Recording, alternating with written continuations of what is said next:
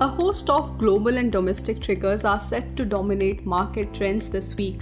A combination of slowing growth, hawkish tone by central banks, China power crisis, fading fiscal stimulus, and nagging supply chain bottleneck hit global equities last week, flagging concerns of a long-due market correction. Overall, analysts believe energy woes emanating from China will likely dominate the markets in the near term.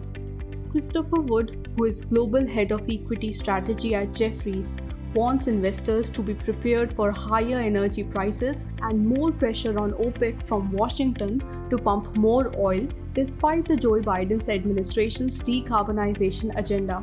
Although back home, Gaurang Shah, who is Senior Vice President at Geojit Financial Services, believes the crisis will be temporary.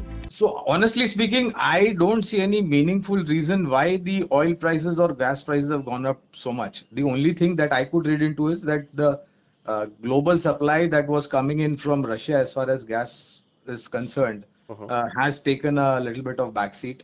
And because of the unfortunate development in UK and Europe, you've seen the escalation in terms of the energy prices in those parts of the geographies.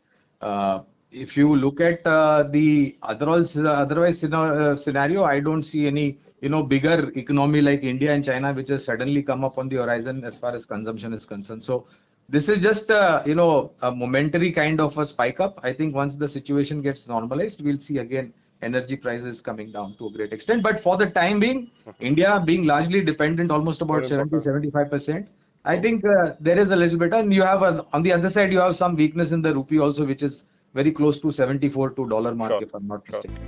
Nonetheless, the benchmark Sensex and Nifty declined over 2% each during the past week and ended at 58,765 and 17,532 levels respectively. According to the FNO data, the broader 50 share index is likely to trade within a range of 17,300 to 17,800 this week. The index can fall to 17,000 levels if it breaches the support level of 17,350. As regards the Nifty Bank Index, it will trade between 36,500 and 37,500.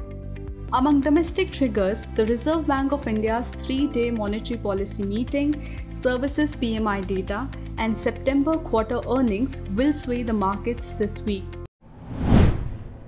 If you like this video, share it and subscribe to Business Standard.